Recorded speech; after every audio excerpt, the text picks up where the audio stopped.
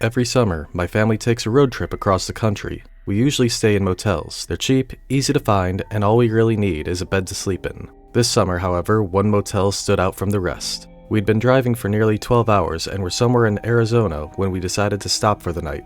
We pulled into Dusty's Desert Inn, an old-looking motel on the side of a desolate highway.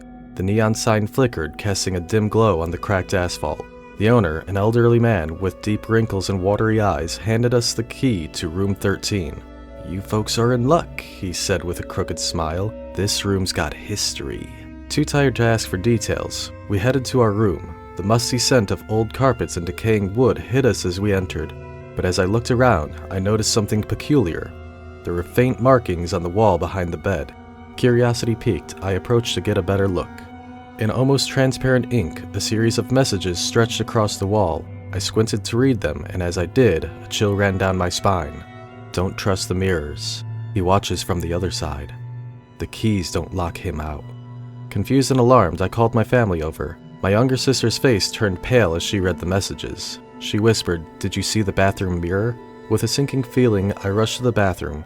At first glance, it looked like a regular mirror, but when I leaned in closer, I noticed another message written in the same faint ink at the very bottom. "He's behind you now." I whipped around, half expecting to see someone or something standing there, but the room was empty. Shaken, I went back to the main room and decided to confront the owner.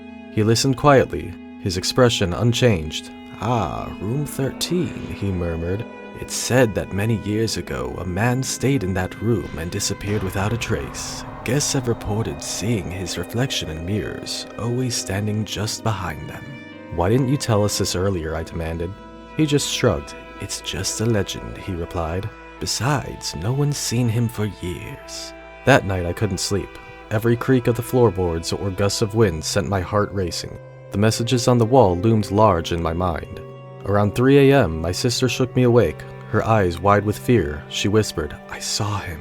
I followed her gaze to the bathroom door, which was slightly ajar. The dim light from the street lamp outside revealed a faint reflection of a man standing just behind us. We packed our bags in record time and fled the motel. As we sped away, I glanced back at the flickering neon sign. The word vacant was now brightly lit, but underneath, a new message blinked into existence. "See you soon." We never stopped at a roadside motel again.